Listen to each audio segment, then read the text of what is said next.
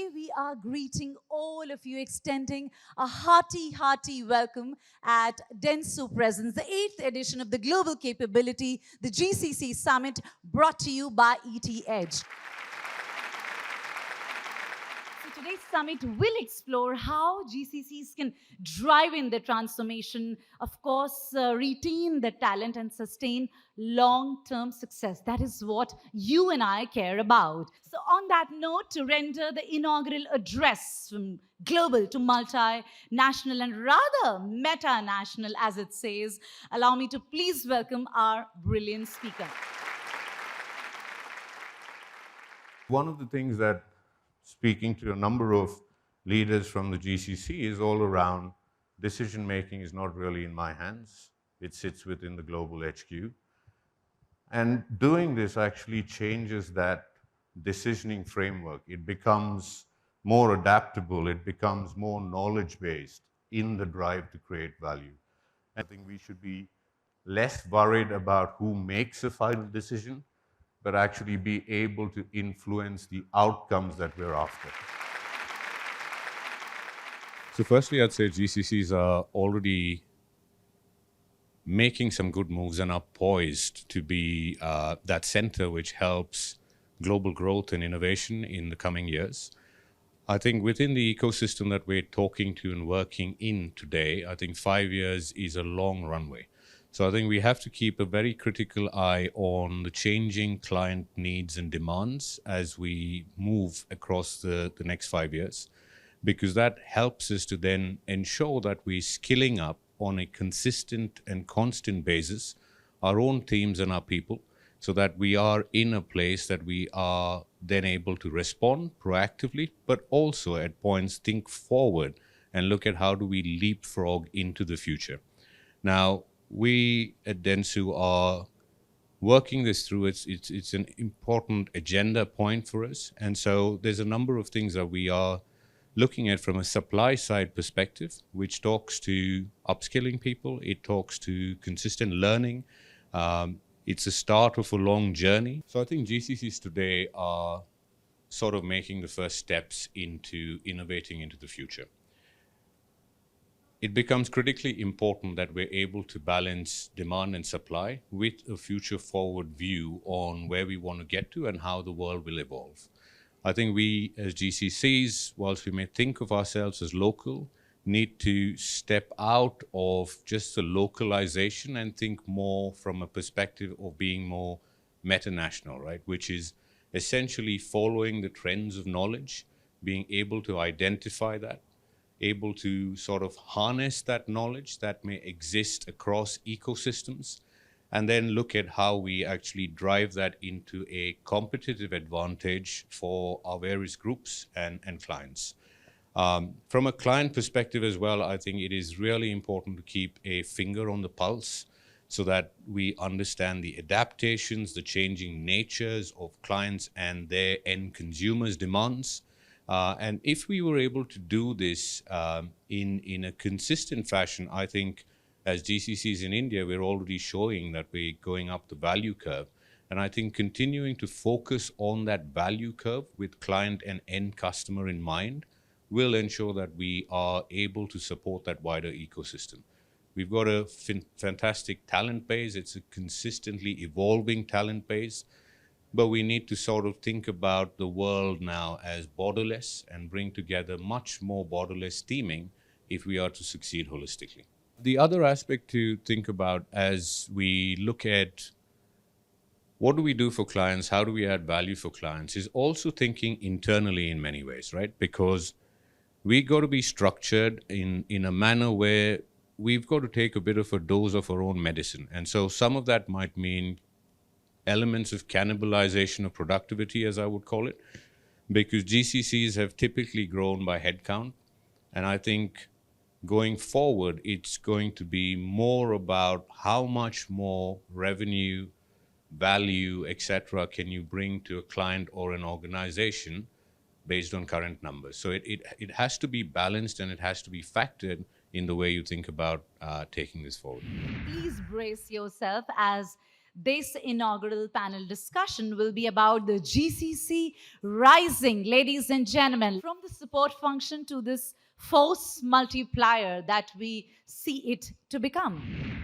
When it comes to the strategic evolution of GCCs, and we're looking at mindsets, mandates, and measurements at the headquarters, what are your thoughts in terms of what we need to do and what needs to be done? For us to reimagine the way we can unlock enterprise value requires bold and deliberate steps across these three dimensions: mindset, measurement, and mandates. It's not just about growing in numbers. You need to grow in leadership. So we have significant investments made in terms of our leaders within the India team. People who both own products and deliver them across the enterprise. We have pushed a lot of effort with respect to being the thought leadership around tech and AI and the productization journeys that we are in. A lot of our investments coming from right from the top into our centers to actually think about future. I see there's a great opportunity for us in India and the GCC and for us as a global services to support the future of the company and enable that to happen. GCCs today are contributing to about 2.2 million of employment, direct employment. That's about 1,800 GCCs that are currently there. We estimate that in the next 4 to 5 years, with the right policy interventions, the number of GCCs could rise to 3,500 to 5,000 GCCs, basically 3,500 to 5,000 companies coming to India. And that could lead to 4.5 to 5 million people employed directly by GCCs. And then when you consider the indirect employment or the induced employment, it could be substantially large numbers. But what I'm most excited about is that people working in GCCs are exposed to global corporations, are exposed to the latest technology, and that technology could be ported into the domestic economy. More so, I feel that when companies come into India to set up GCCs, they would do it as a part of India market access so that they're able to sell in India, they're able to make in India, they're able to hold India as a regional export hub. And all these skills and capabilities that are coming over can get cross-pollinated with each other, with the ecosystem, leading to an upgrade of the skills that are available and the capabilities that are available with the people. What is going to become more and more important, is the ability to understand business and to articulate business outcomes. So it's a combination of two. One is you need to know what are the things that a customer needs. What is the delight moment? What is the moment that matters to a customer? And the skill to peek into the future and find out that, to find out what is unknown, and then to articulate that what is unknown. I think that is going to be a skill that every technologist will have to learn. That is going to be a skill that will differentiate the value generated from a company in terms of the work they deliver and in terms of work they propose to deliver. We are once again reset for their signature talk, as it's titled. That will, ladies and gentlemen, hold yourself, because this will accelerate the AI advantage for all of us. Reimagine every business process with AI. The world is not stopping. The world is going to change. You got to act today. Design the AI solution with adoption in mind. Don't design the solution for the sake of the solution or it looks beautiful. It has to be used by end users. If you don't know what they do in their daily life, you're not going to design a successful solution. You have to keep in mind these solutions need governance, they need guardrails. You have to get your entire organization reskilled and reshaped for the future consciously. Start today. And the last, you got to spend money, right? Spend money on the right things. Thank you. Indian GCCs are today positioned to become AI leaders for the entire enterprise. Of course, there is an immediate opportunity to become the AI COE for the enterprise, but that's only one part of the promise that is available and the opportunity that is available. Because I believe that in India today, the GCCs that are mature have become a microcosm of the entire enterprise. All functions, all regions, all different technology areas are represented in the GCC.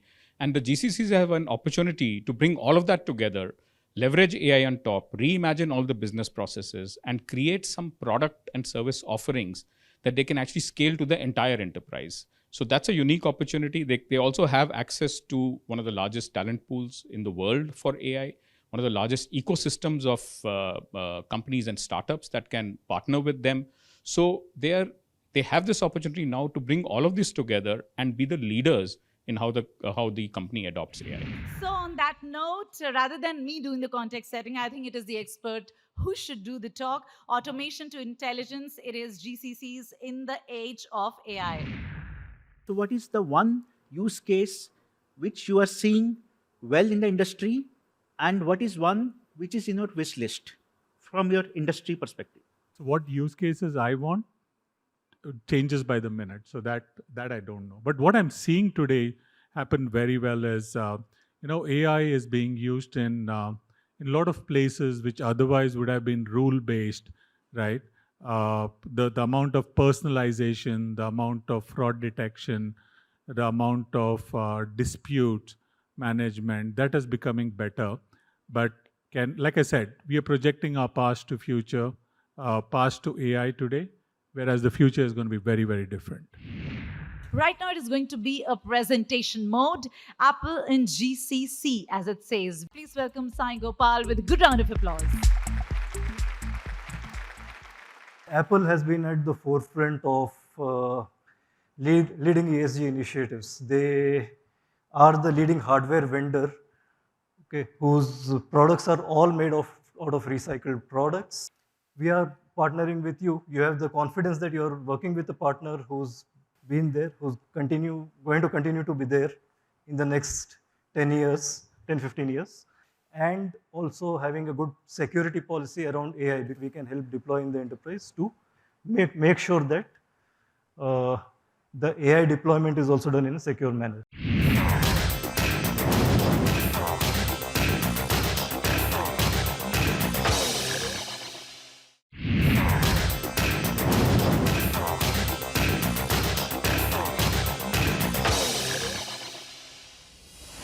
Continuing the dynamic pace, a panel on the new GCC mandate brought sustainability, responsibility and resilience into sharp focus.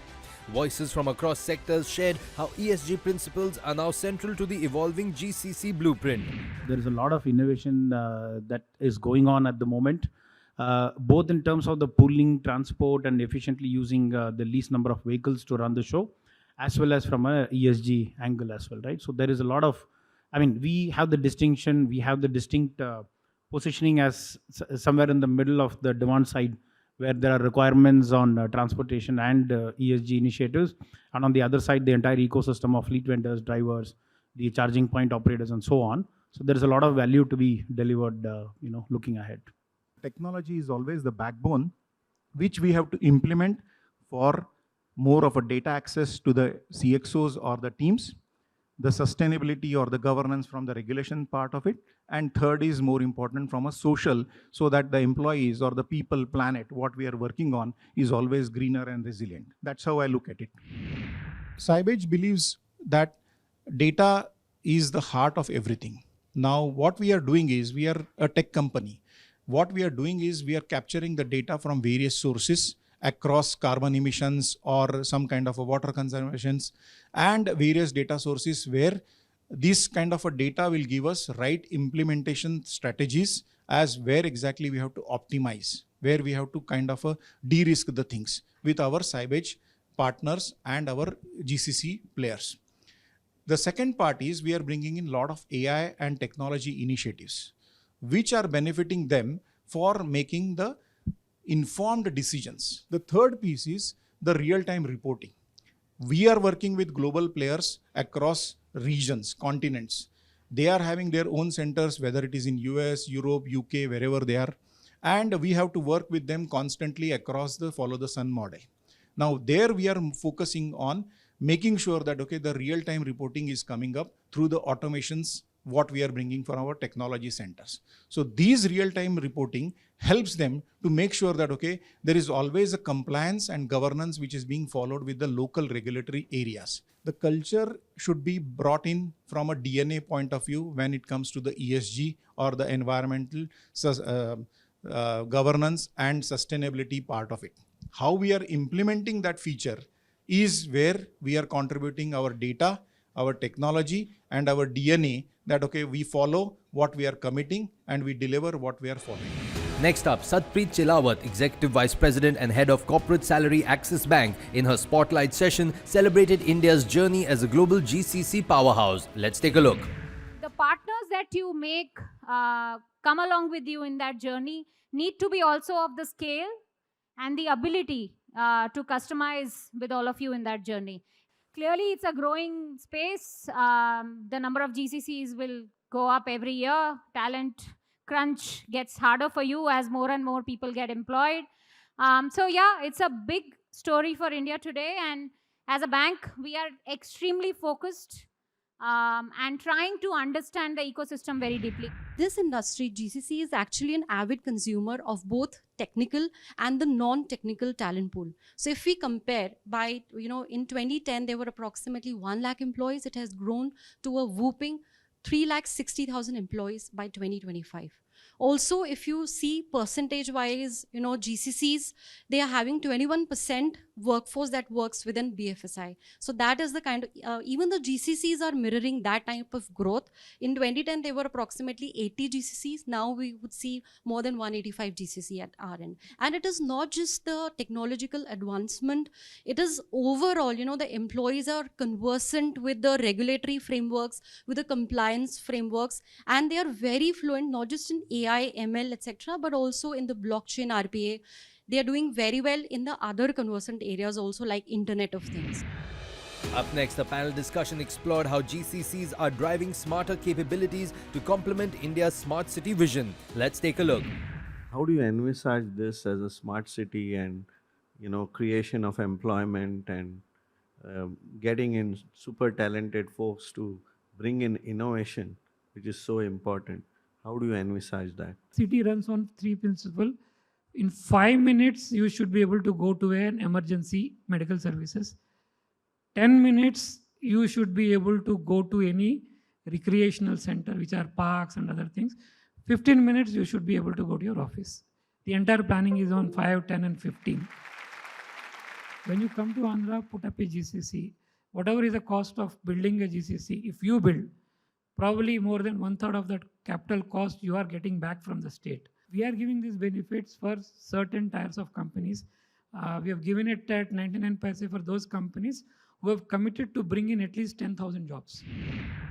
We have a large pool of talented workforce across all the districts, even in very small mufsul towns. Even towns with a population of 50,000 to 1 lakh, we have talented manpower available and space is available, and people are willing to work. And it works in the sense that the smaller mufsul places and the Tier 2 and Tier 3 cities, the real estate cost is lower and the talent pool is immense. In fact, we can proudly say that today at least 1/3 of the IT workforce in the entire country are a Telugu speaking workforce. This has happened because of our investment in the education and the higher sectors of skill building, where we have this talent pool. So if the GCCs come and establish themselves in the Tier 2 cities and Tier 3 cities of Andhra Pradesh, they are welcome, and the community is also very welcoming, and the infrastructure is not lower to any Tier 1 cities. In fact, better than Tier 1 cities of low pollution, good work-life balance, and good communication, bandwidth available, internet connections and speeds are higher, no traffic jams, you don't get problems like you get into Bangalore, Hyderabad, or Gurgaon and all. And law and order, absolutely, our crime rate is very low. In fact, even a small crime getting reported somewhere raises severe eyeballs in the community. And that kind of a work-life balance we are promising, and definitely the Tier 2 cities can have mixed kind of GCCs where the same building can have a lot of companies working together on different models. Yes. Up next, a panel discussion examined how talent strategies are evolving beyond conventional work models. Experts shared how GCCs are embracing gig roles, flexibility, and hybrid workplace realities. As a talent, now whether you are a Gen Z or whether you are Gen X or millennial, everybody has different priorities, different needs in their life, but everybody wants work-life balance. The millennial probably, they are into higher responsibility now. Maybe Gen X, they are in the leadership roles, maybe many of you over here, but everybody, there's a need for work-life balance. I think the biggest mistake that we are looking at is we are looking at hybrid as a logistics issue and not an opportunity to build culture. Future of work, in my mind, demands something absolutely fundamentally different. It requires flexibility, people are looking for purpose, and people are actually looking for autonomy. GCCs come to India primarily because they are looking for talent. And there's a global notion that India has abundance of talent, but at the same time, which can be true, but at the same time, there's a huge demand for talent, fortunately for us in our country, in India. And the supply is not able to catch up with the demand. The 70-80% of our graduates are not employable as per the what skills GCCs are looking for, or maybe even other industries are looking for. So what GCCs can do, in my opinion, is collaborate with academic institutes and create curriculum, co-create curriculum, which is aligned with their talent needs. And the student can also devote a semester or a year to those kind of skills, so they are ready to be deployed talent. And this way, GCCs are also going to get benefit, and India's talent upgrade initiatives will also get benefit, and overall India will have enough talent to supply to the world. Continuing the momentum, cyber resilience took center stage in an engaging fireside chat. Leaders unpacked how compliance and security are being embedded into every layer of GCC operations. Let's take a look. One thing that has changed and will continue to change is technology. There were things that were new technologies that were coming in as threats earlier, which will today it is AI, it is generative AI. There will be something else tomorrow. And one thing that will never change is the people and culture element, because this is what has caused some of the most successful cyber attacks in the years past, and this is what will continue in the future as well. Up next, from bots to brilliance, an expert chat showcased how automation and AI are redefining operational efficiency. Voices from across industries shared their automation success stories and scalable use cases. We've leapfrogged into developing AI or agentic-led solutions. So the two things that we are riding on again here is agentic and synthetic. We do a lot of market research to inform brands, and for market research, synthetic panels or AI twins are an important aspect for research or to inform research early on in the cycle. People will make or break anything which we want to do. So in that sense, in any AI journey is to start with a best practice. We have to make sure that we take the people along. We make sure that the people understand when the AI, Gen AI has come in, what is their role, what's the role of the AI. They all coexist. And people are actually trained in an AI environment to actually manage what they're supposed to do. At EQR, GCC is looked at as an innovation hub, a process center of excellence, and a capability development center for our group, which thrives on process maturity and drives value by moving up the value chain. This on the basis of a core foundation of GBS model, sustained by a skilled, cost-effective, and resilient workforce. We have moved way ahead from the days of looking at only labor arbitrage as a sole lever for moving work to India. Just to quote some examples as a testimony to this fact, we have a number of our cybersecurity analysts, client data specialists, fraud auditors, and risk managers operate out of India.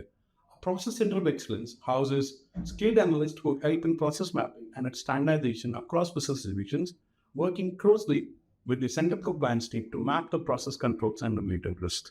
Our financial service center is home to a service excellence team which operates on OE principles, thrives on DMAC approach, drives continuous improvement, and breeds Lean and Six Sigma. Up next, Abhay Jere, Vice Chairman, All India Council for Technical Education and Chief Innovation Officer, Ministry of Education's Innovation Cell, Government of India, delivered the Guest of Honor address, emphasizing policy as the backbone of India's GCC growth. If we have to emerge as Vikasit Bharat by 2047, We have to emerge as knowledge-based economy. There is no other alternative. We have to generate ideas. There is no other alternative. We have to generate ideas. And if you have to generate ideas, then industry and academia has to work close together. Just भाषण देने से या बोलने से नहीं होने वाला है. We have to actually act on it. The summit concluded with a celebration of India's most impactful GCCs, a tribute to the organizations setting new benchmarks in innovation, talent, and transformation.